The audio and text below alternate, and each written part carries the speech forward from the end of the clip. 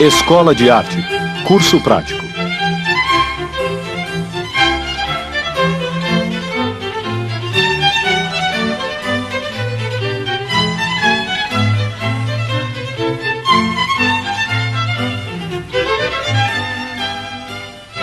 Óleo, paisagem.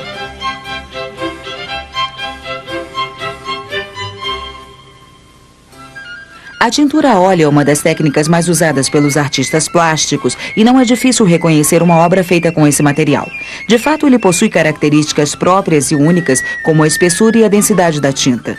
Também o seu cheiro forte, provocado pelo óleo de linhaça que entra em sua composição, está associado ao ateliê de um pintor e é um fator facilmente lembrado mesmo por quem utilizou as tintas a óleo uma única vez.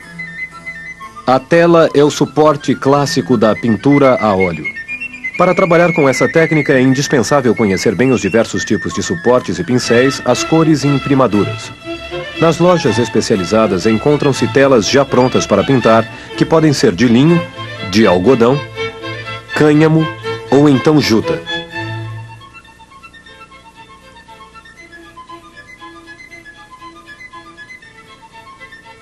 Antes da criação das academias, a pintura era ensinada nos ateliês dos artistas que transmitiam tanto os aspectos teóricos quanto os práticos, mostrando a forma como cada técnica deveria ser trabalhada.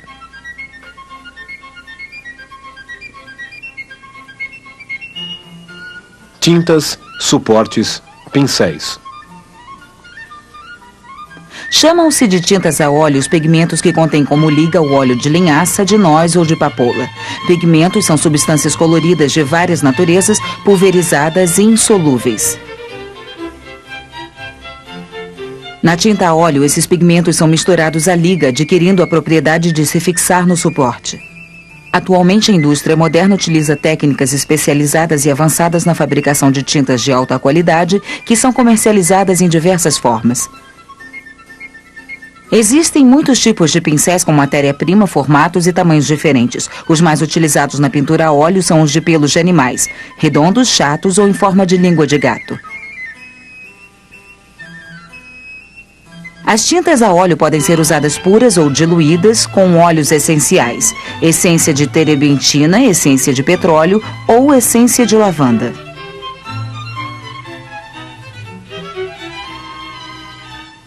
Os suportes têm uma grande importância em todas as técnicas pictóricas. Os mais usados na pintura a óleo são a tela, a madeira e o cartão. Mas antes, tem que passar por uma preparação especial chamada imprimadura, que ajuda a preservar a tela e a pintura. Estão disponíveis no mercado suportes já preparados ou produtos especiais para essa finalidade prontos para serem usados. Mesmo assim, muitos pintores preferem fazer suas próprias imprimaduras seguindo antigas receitas. Eis a minha fórmula. Coloco um punhado de cola de coelho em um recipiente e acrescento um copo de água. Esse preparado serve para aproximadamente 1 metro quadrado de superfície. Os pedaços de cola incham e ficam bem separados uns dos outros. Se os grânulos se fundirem a frio, quer dizer que a cola é de baixa qualidade. Fervo a cola em banho-maria. Quando estiver dissolvida, experimento com 2 dedos. Se ficar grudento, quer dizer que está pronta. Enquanto a cola está fervendo, molho bem a tela e a coloco sobre a armação de madeira, onde será fixada com um grampeador próprio.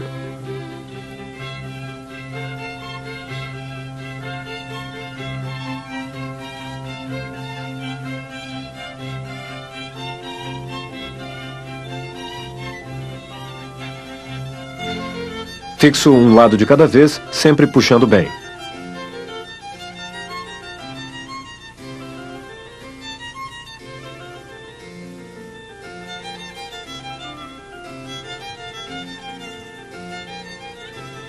Depois de terminar a fixação, corto a tela excedente com uma tesoura.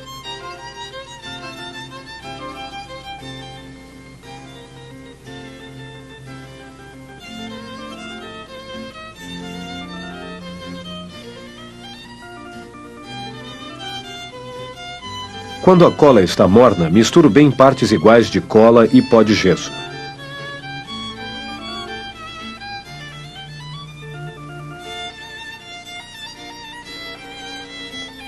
Assim que a mistura fica pronta, passo-a sobre a tela, a madeira ou cartão, utilizando um pincel.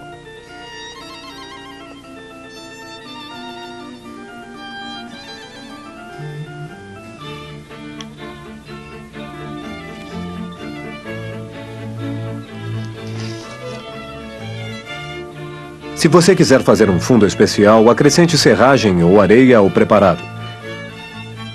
Nesse caso, ele deve ser espalhado com uma espátula e o suporte ficará com o aspecto de um muro.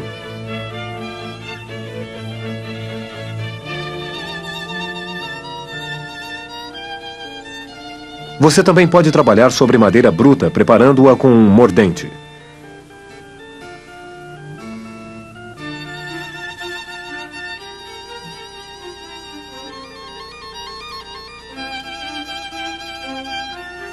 O efeito será belíssimo.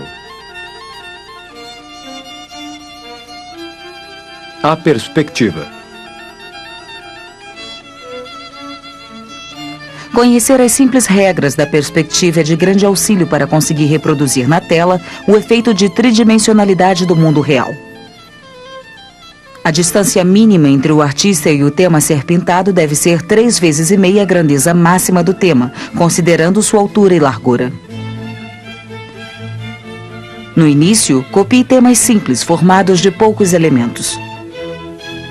Quem quer pintar uma paisagem deve aprender a ver a perspectiva. Podemos começar a fazer isso observando o horizonte. O horizonte é sempre visto na altura dos olhos, portanto, se você fizer uma paisagem estando sentado, o horizonte se abaixa. Ao passo que subindo em uma cadeira, o horizonte será visto mais alto. Agora vamos definir o ponto de fuga. Se você estiver no centro de uma estrada e olhar para a sua frente, terá a clara sensação de que tudo converge oticamente para um ponto. É o chamado ponto de fuga. Geralmente não sabemos ver e nos limitamos a observar o que está à nossa volta com olhares distraídos. Devemos desenvolver o modo de olhar do pintor. Por isso, antes de fazer o contorno de um tema que pretende desenhar, trace as linhas das perspectivas.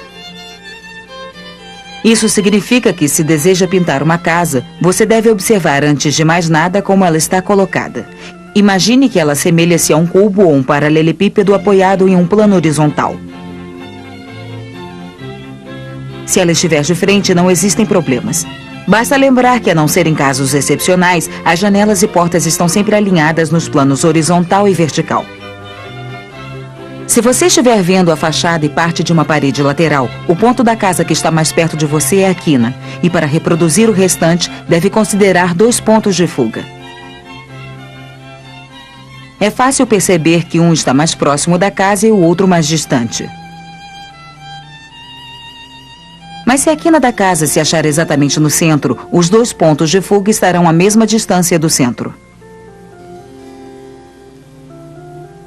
Se você estivesse sentado ao nível do chão, veria a casa assim, e o ponto de fuga seria o céu.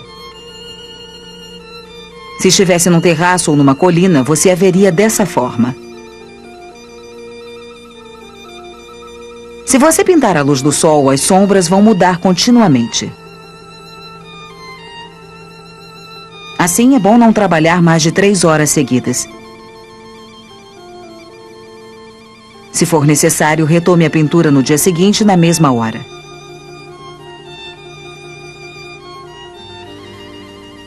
Leonardo da Vinci aconselhava pintar uma paisagem somente com o céu nublado, para evitar as mudanças de luz e sombra.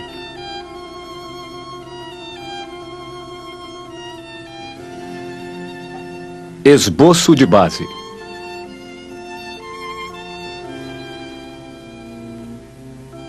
Para fazer uma pintura a óleo é necessário, antes de mais nada, fazer um esboço de base com carvão.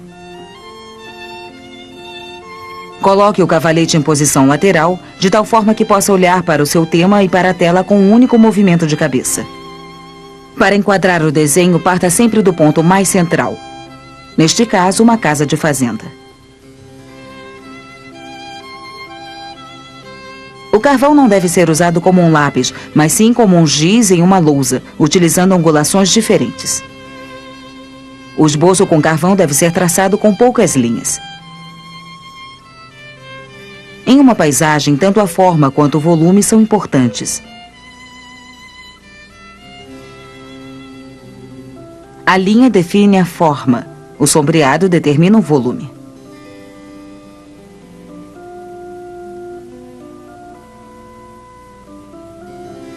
Segurando o carvão desse modo, você terá linhas e esfumaduras com poucos toques.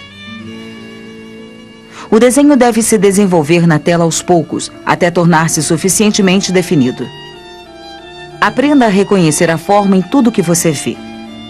A meixeira é uma forma, a nogueira é outra. O volume é fundamental na representação de qualquer tema. Por exemplo, em uma árvore deve-se perceber a esfericidade da copa e a rotundidade do tronco. Use o carvão deitado com toques ligeiros para dar movimento à grama do prado. Observe as chaminés. A sua sombra é esboçada usando o carvão deitado. Com a ponta, trace linhas leves para delimitar a zona iluminada no caminho. Desta forma, você obtém um desenho no qual os detalhes não são vistos, mas intuídos. Movimente o carvão pensando no tipo de traço que deseja fazer. Procure não quebrá-lo, porque se isso ocorrer, a sua capacidade de traço ficará limitada.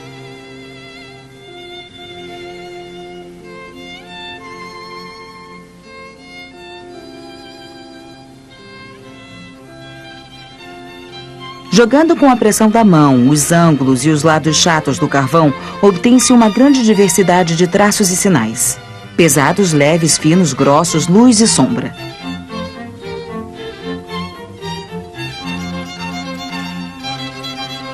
Ao fazer a folhagem, procure sintetizar o desenho. As copas das árvores também são volumes com sombras e luzes bem definidas. Não desenhe nunca folhas isoladas com tracinhos.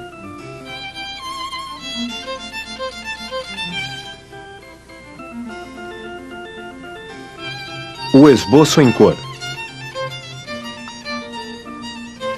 Sobre o esboço de base, é preciso criar o esboço propriamente dito usando uma única cor que dê a ideia de volume. A cor utilizada no esboço é o bistre, obtido com a mistura das cores amarelo de cádmio claro, vermelho carmim e azul ultramar.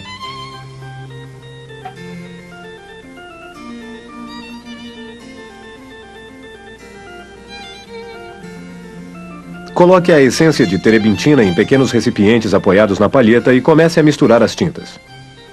Para fazer o bistre, misture partes iguais do azul, amarelo e do vermelho.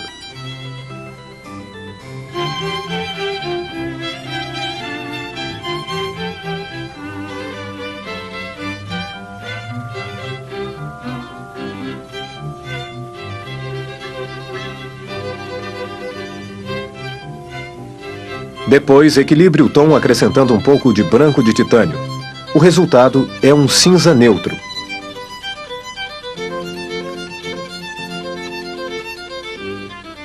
Esse cinza é usado no lugar do preto para escurecer as cores. O bistre faz com que as tonalidades fiquem mais luminosas, ao contrário do que ocorre quando utilizamos o preto para escurecê-las. Dilua bem a tinta com terebintina. Ela deve ser tão transparente a ponto de deixar entrever o traço do desenho feito anteriormente. Fazemos isso por dois motivos. Primeiro, porque assim o tempo de secagem equivale ao tempo de evaporação da terebintina. E em segundo lugar, porque o esboço deve ser pintado velozmente, sintetizando as formas. Para o esboço, use um pincel de pelo animal com a ponta redonda. O esboço está pronto. Jamais deve-se ir além do estudo sumário das formas, caso contrário, o esboço se torna muito pesado e se perdem os pontos de referência para a colorização.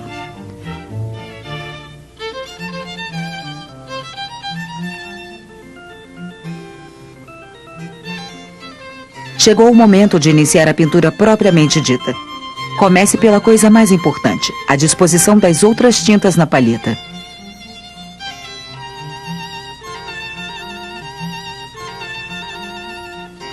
E agora, as cores. Feito o esboço, coloque na palheta a gama mais completa de cores. Partindo dos verdes escuros até os verdes claros, passe em seguida pelos amarelos, cores de laranja e vermelhos, chegando até o vermelho carmim. Entre o vermelho carmim e o azul ultramar, coloque os violetas. Entre o azul ultramar e o branco, os tons de azul. E depois do branco, as terras naturais e queimadas. Os vermelhos e amarelos são cores quentes, os azuis e verdes são cores frias. Entretanto, cada cor pode assumir tonalidades mais quentes ou mais frias. Basta colocar um pouco de vermelho ou amarelo ou um pouco de verde ou azul.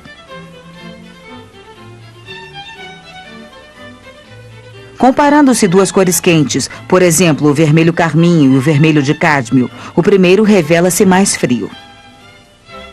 Da mesma forma, comparando-se duas cores frias, observa-se que o verde esmeralda é mais frio do que o verde permanente, também chamado verde de Guiné. Observe o telhado da casa no meio do verde. Ele é o elemento que mais se destaca no nosso quadro.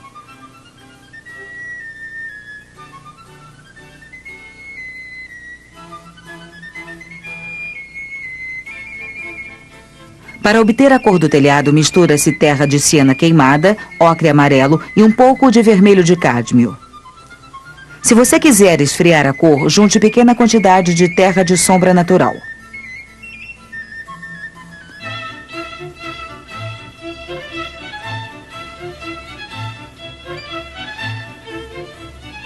Na parte mais clara do telhado, acrescente branco de titânio.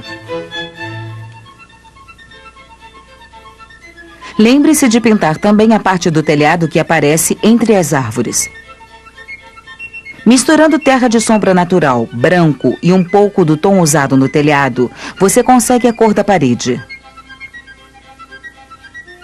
Com ela, pinte os pontos que deixou em branco ao fazer o esboço das árvores.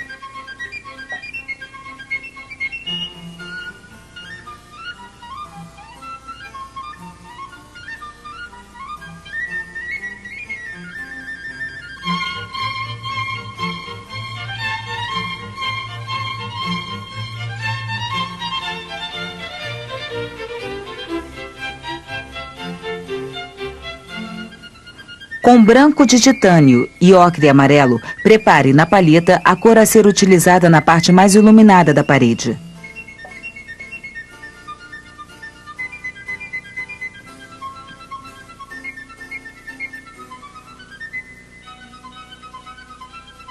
Misture ocre amarelo e verde veci para obter o tom de verde que será aplicado à parte da parede que está na sombra, atrás das árvores.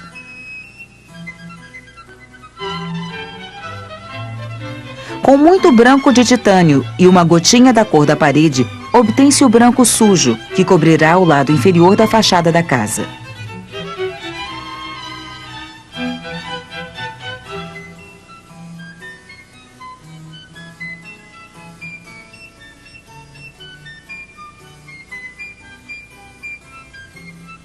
Passamos agora ao céu.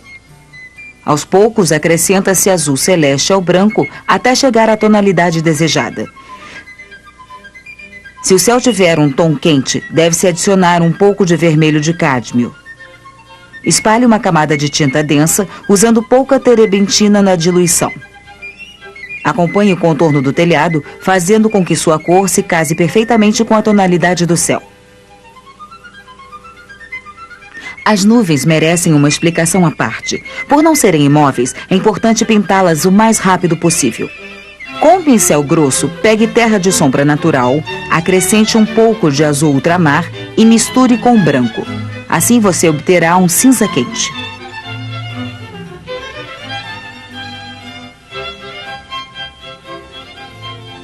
Com o branco de titânio puro e muito denso, comece a trabalhar as áreas escuras feitas anteriormente. As nuvens têm luzes e sombras, às vezes nítidas, outras vezes com sombreados delicados, portanto serão feitas com movimentos macios do pincel.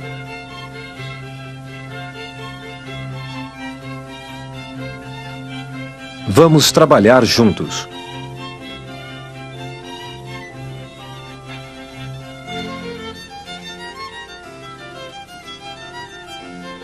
Para as nuvens é preciso usar um pincel mais grosso. Eu vou mostrar como deve ser feito.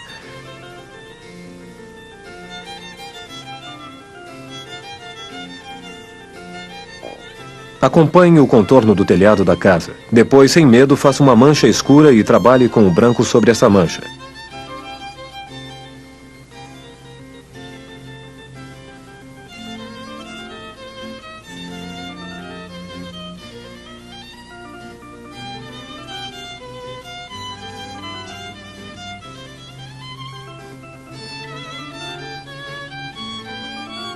Se você não misturar bem a tinta na palheta, corre o risco de ter um efeito de marmorização. Para corrigir as marmorizações, enxague o pincel e depois recomponha a cor na palheta. Com essa tinta, recubra o erro.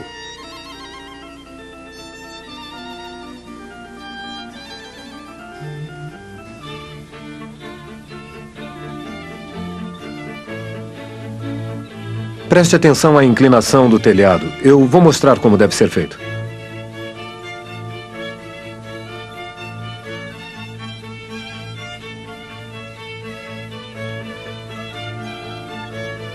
Com a tinta do céu muito densa, cubra a parte errada do telhado.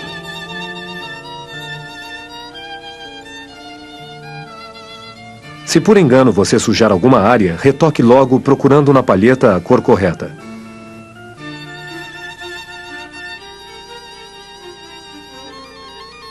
Não tente reproduzir as folhas das árvores isoladamente, apenas dê uma ideia desses elementos. Você está indo bem. A partir de agora, use a tinta mais encorpada. Trabalhando em um suporte de madeira preparado com o mordente, vai obter belíssimos efeitos.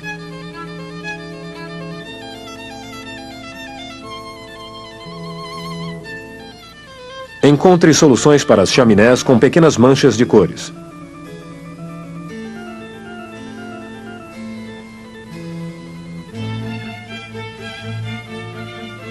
Finalizando o quadro.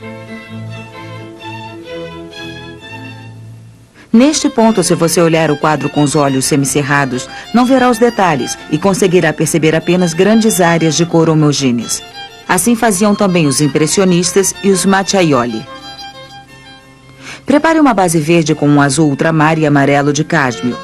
Acrescente um pouco de vermelho de cádmio claro para obter o verde terroso, que vai servir de base para todos os outros verdes. Coloque essa cor na parte mais escura da árvore.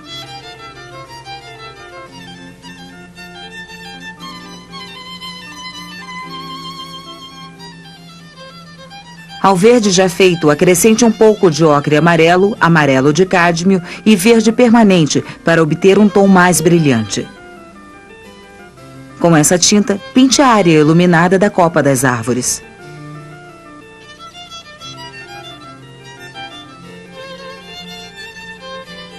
A base verde já existente na palheta, acrescente ocre amarelo e vermelho permanente.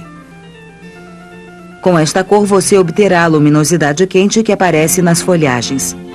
As três cores até agora utilizadas já deram corpo às primeiras árvores. Prepare agora, utilizando sempre a base verde já existente, o verde acinzentado da árvore seguinte.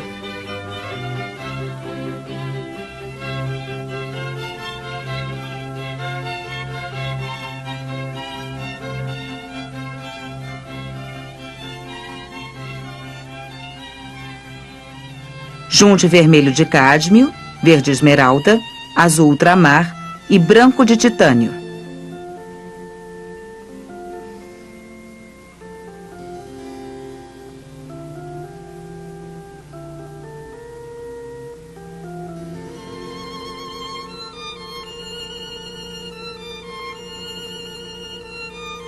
Com essa cor, pinte a copa da ameixeira. Procure dar batidinhas com a ponta do pincel, espalhando pequenos borrões. O verde da nogueira, localizado em primeiro plano, é obtido misturando verde permanente, ocre amarelo e branco de titânio, a base já existente. O branco de titânio é a mais brilhante, portanto deve ser bem equilibrada para não se destacar.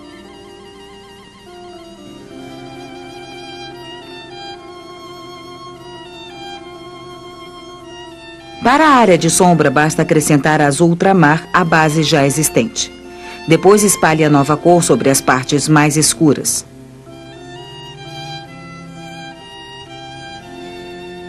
Sobre a mesma base de verde, acrescente vermelho de cádmio, verde permanente e branco de titânio. O resultado é o verde quente, que será utilizado na árvore em primeiro plano. Você vai notar como essa cor, ao lado do tom da nogueira, cria uma cromia muito equilibrada.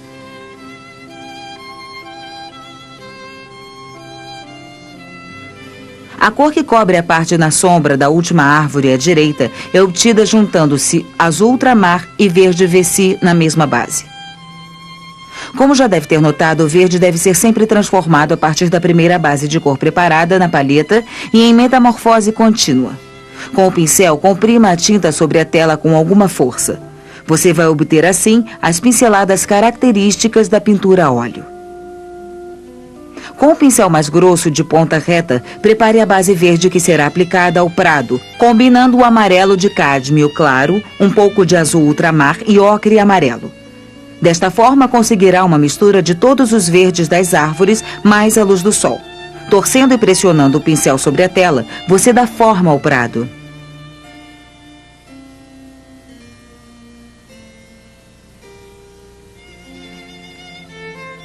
Acrescente agora amarelo de cádmio e branco de titânio para fazer a parte do prado que está em primeiro plano.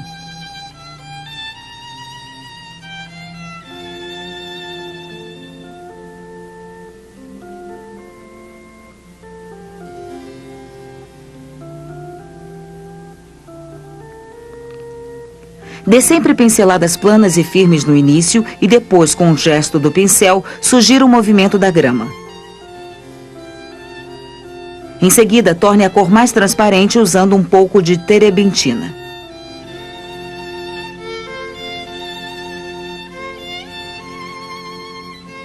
Sempre com a mesma cor bem diluída, complete o prado de maneira uniforme.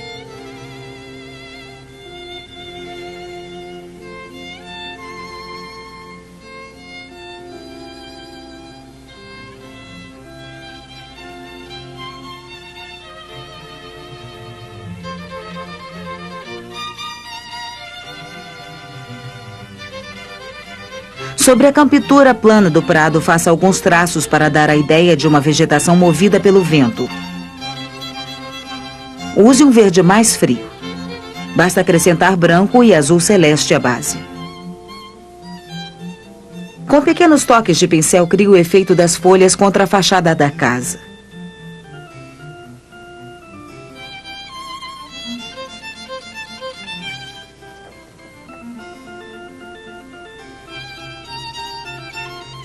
Quanto às árvores, lembre-se que os troncos jamais são feitos com marrom, mas com um cinza ou tonalidade semelhante.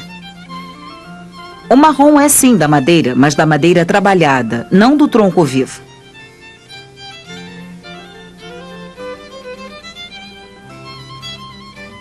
Com a ponta do pincel você pode modelar facilmente as formas, se aprender a usá-lo com desenvoltura.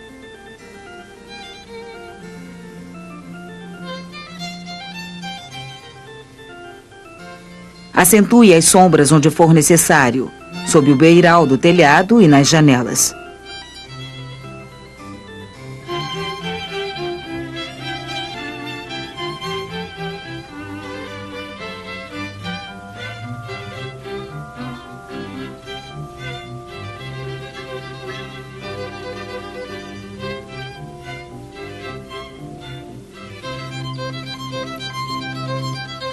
Sobre os troncos, faça uma área mais clara, acrescentando branco ao cinza escuro.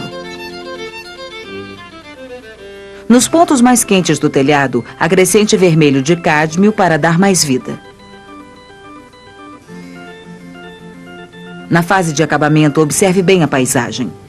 Com azul celeste puro, muito transparente, coloque sombras luminosas entre as copas das árvores. Trabalhe com pinceladas largas, sem medo. As formas que você deseja aparecerão diante dos seus olhos.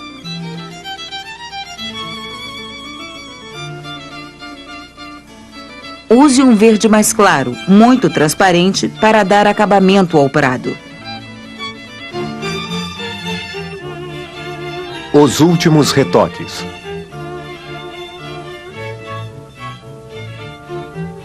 Prepare um verde brilhante. Com o pincel menor, faça pinceladas curtas e com inclinações diversas, dando leveza às folhas.